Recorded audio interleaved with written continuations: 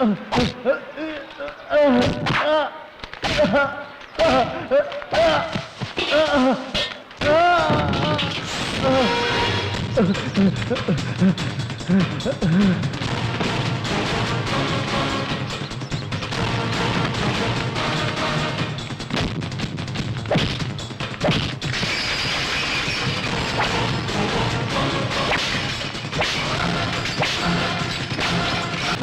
आप एक टीचर को पागल की तरह मार रहे हो। क्या सर आप इसे पागल कह रहे हैं? आपको पता है उसने क्या किया? मेरी लड़की की इज्जत से खेल रहा था। इसे पुलिस के हवाले कर दीजिए, इसे सजा मिलनी चाहिए। अगर इसे पुलिस के हवाले करेंगे तो स्कूल की रेपुटेशन खराब हो जाएगी। आप इस छोटी सी बात को बड़ा मत करिए प्लीज। छोटी सी बात है, प्लीज जाने दो माँ, ये स्कूल नहीं तो मेरे हजारों स्कूल है। अच्छा, हजारों स्कूल है, बहुत अच्छी बात है। वहाँ भी कोई गलती करेगा तुम उसे भी मारोगे? कैसी बातें कर रही हो माँ? तुम्हें पता है ना उस बच्ची के साथ क्या हुआ था? देखो माँ, ये सब देखकर मैं चुप नहीं रह सकता। तुम्हें तो शुक्र मनाना चाहिए मैंने उसका खून नहीं किया। क्यों? वो भी करके जेल जाना चाहिए था ना। क्या माँ आप भी? आपको गर्व होना चाहिए कि आप देवा की माँ हैं। आप उस पर नाराज हो रही हैं। देखिए, मैं एक मामूली सी माँ हूँ। मेरा लड़का एक अच्छा टीचर बने, मेरे लिए यही अच्छा है। मैं इस तरह का नहीं हूँ। रोज टिफिन बॉक्स में खाना लेकर जाओ, महीने के अंत में तनख्वाह का इंतजार करो। किसी को भी कोई भी गलती करने दो, किसी को भी मरने दो, मैं ऐसे नहीं रह सकता माँ। जो अन्याय करेगा मैं उसे मारूंगा, मैं इसे गलत नहीं समझता। तुझे माँ चाहिए तो मारपीट बंद कर दे, और अगर मारधाड़ी करनी है तो हमें छोड़ना होगा। इधर आओ। देखो माँ, हमारे घर में भी एक लड़की है, अगर इसके साथ ऐसा हो जाए तो। आप कौन? यहाँ देवा कौन है? भाई हैं, लेकिन आप? मेरा नाम मदन मोहन है। जय माता बाल मंदिर में मैं टीचर हूँ। मुझे आपसे कुछ जरूरी बात करनी है। बोलिए। सर, मैं जिस स्कूल में पढ़ा रहा हूँ वहाँ 518 बच्चे पढ़ाई कर रहे हैं। कक्षा 1 से लेकर के 5वीं तक के बच्चे वहाँ पढ़ रहे हैं, क्योंकि वहाँ पर सुविधाएं भी नहीं है और सुरक्षा भी नहीं है। मैंने कई बार मैनेजमेंट को लेटर लिखा और बोला भी, कोई सुनने के लिए तैयार नहीं है सर। इसलिए मैं आपके पास आया हूँ। मैं चाहता हूँ कि आप इस पर तुरंत एक्शन लें। ठीक है, तो पिटीशन दे दो। ये लीजिए सर। दे दिया ना, अब जाओ। ठीक है सर। पागल कहीं का, मुझे सिखाने आता है क्या करना है, मुझे पता है। सर, मैं अपनी फाइल भूल गया। सर, आप ही ध्यान देख रहे हो? इससे पहले जो भी पिटीशन दिया है उसको मैंने ऐसे ही फाड़ा है। पहले। अरे ये क्या? और आगे जो भी दोगे उसको भी मैं ऐसे ही फाड़ूंगा, समझा? तुम्हें जो करना है कर लो तुम। सर, वो सिर्फ पैसा देखता है, बच्चों की सुरक्षा नहीं। ये सारी शिकायत मैं किससे करूं, ये मुझे समझ में नहीं आ रहा था। सर, आपने अपने स्कूल में बहुत अच्छा काम किया। जब मैंने ये सुना, सर, आप स्कूल में पढ़ाने वाले एक टीचर ही नहीं है, बल्कि गलती करने वालों को आप सजा भी दिलाते हैं। सर, अगर आप हमारा साथ दें तो उस अधिकारी को हम सजा भी दिला सकते हैं। मुझे आपसे पूरी हमदर्दी है, लेकिन मैं आपकी कोई मदद नहीं कर सकता। मैं एक मामूली टीचर हूं, ये मेरा काम नहीं है। आप हमारा साथ देते तो बहुत अच्छा होता। मेरे अपने कुछ उसूल है और मैं उनके खिलाफ नहीं जा सकता। आप प्लीज मुझ पर दबाव मत डालिए, आप जा सकते हैं। भ्रष्टाचारियों को सजा देने वाला कोई आदमी है, बड़े भरोसे के साथ आया था। कोई बात नहीं सर, मैं चलता हूं। इसकी बातों में क्या गलती है? उन बच्चों के मरने का कारण सिर्फ यही नहीं है, तुम भी हो। अन्याय होता है वहां न्याय करने की ताकत ऊपर वाला सबको नहीं देता, तुम्हारे जैसे एक दो को ही देता है। इतनी ताकत होने के बाद भी तुमने उन्हें न्याय नहीं दिलाया, यही इंसानियत है। बस ये बात यही खत्म नहीं होती। उस भ्रष्ट अधिकारी ने पैसे लेकर के बहुत से स्कूलों को लाइसेंस दिया है। सब एक एक करके चलेंगे। आप चाय पीते रहिए और टीवी देखिए। नमस्कार। एक मिनट रुको, उस अधिकारी का नाम क्या है? रमेश।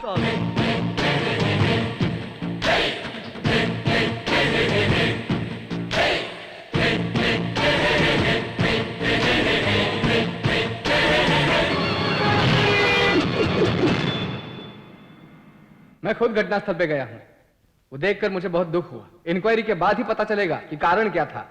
जो भी इस घटना के लिए जिम्मेदार है। किसकी गलती है मैं बताता हूँ। क्या करेगा तू? आप लोग रिकॉर्ड कर रहे हो ना, कुछ भी छोड़ना नहीं। मैंने इस अधिकारी को क्यों मारा है पता है? 48 बच्चों के मौत का कारण ये इडियट है। एसी रूम में बैठकर रिश्वत लेकर चंद पेपर पर तुमने साइन कर दिया और उसी वजह से 48 बच्चों की मौत हो गई। बता मुझे, तुमने लोगों से रिश्वत लेकर रिकॉग्निशन ऑर्डर पे साइन किया था, है ना? बता मुझे। बता। क्यों? वहां पर जाके बोल। जा। मैंने रिश्वत लेकर उस स्कूल का रिकॉग्निशन लेटर मैं नहीं दिया था। सुना आपने? और ये सिर्फ इस अधिकारी की गलती नहीं है, इसमें बहुत सारे डिपार्टमेंट से इसके जैसे कई और अधिकारी शामिल हैं। और आज आपको पता चलेगा और कितने अधिकारी हैं। चलो मेरे साथ।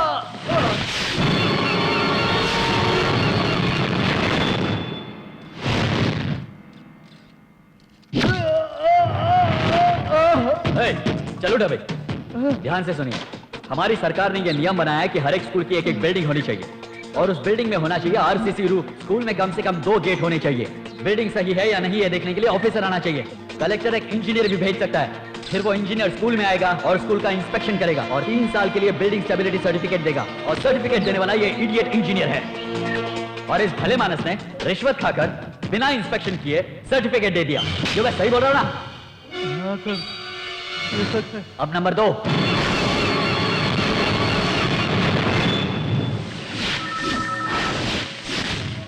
तुम रेवेन्यू ऑफिसर हो?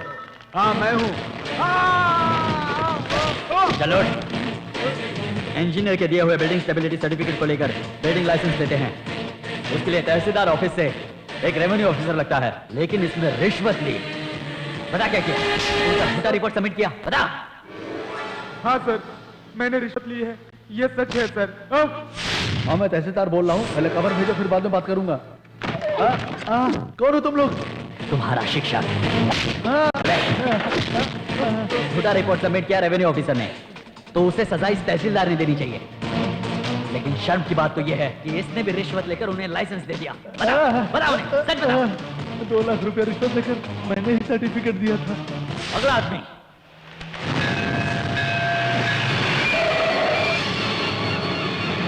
You are health officer, you are health department joint director.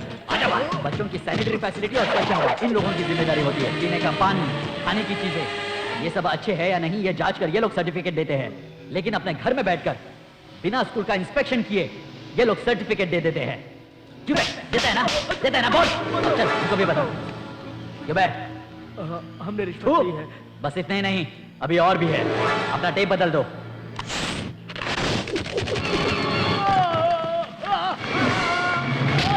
बता मुझे, फायर सर्विस में नो ऑब्जेक्शन सर्टिफिकेट देने के लिए ऐसी कौन सी सुविधाएं होनी चाहिए? उस स्कूल में आग बुझाने के लिए सुविधा होनी चाहिए।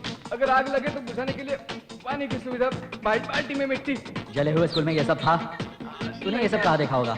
तूने तो सिर्फ पैसा देखा होगा। अभी और भी है।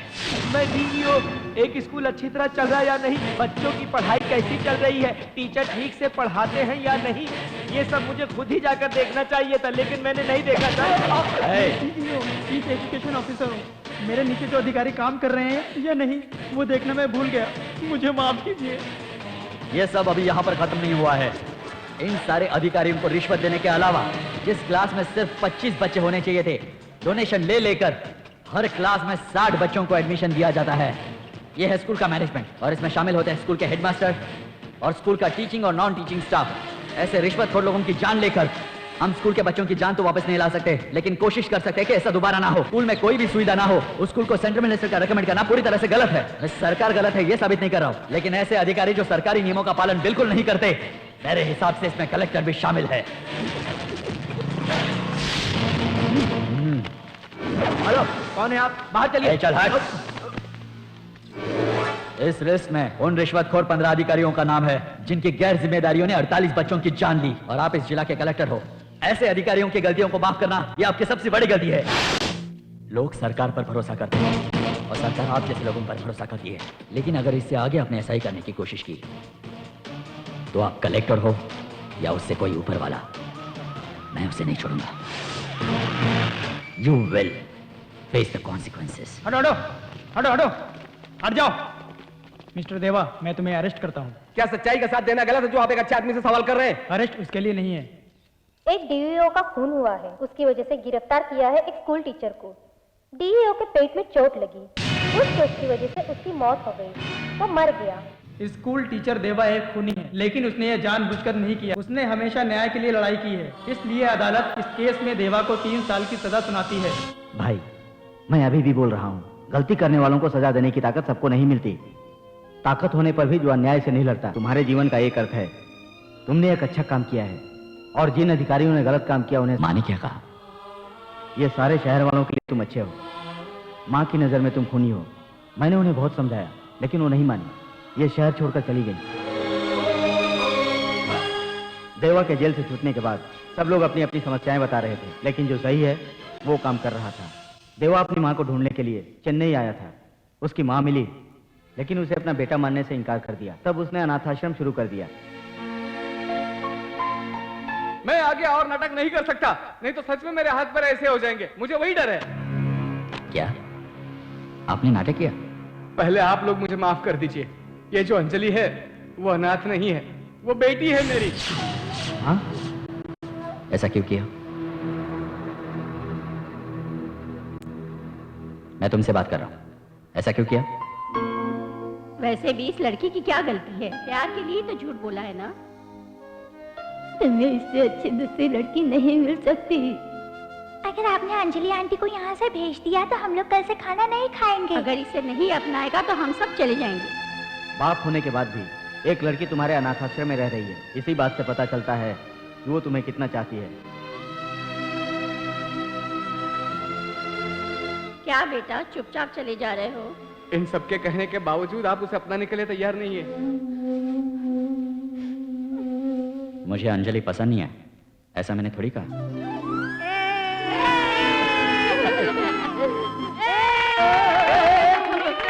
चिल्ला क्यों रहे हो? बोलो तो सही। अभी पहले स्वीट खा लो अनिल भाई। किसके लिए? आज हमारी अंजलि का लव मैटर हो गया। इस बात को तो मैं पहले से जानता था। इस बात का मुझे अभी पता चला है। क्या पता चला? अंजलि देवा से प्यार करती है। बाप रे बाप, बाप लोग मिठाई खिला के ऊपर से बॉम्ब रख दिया।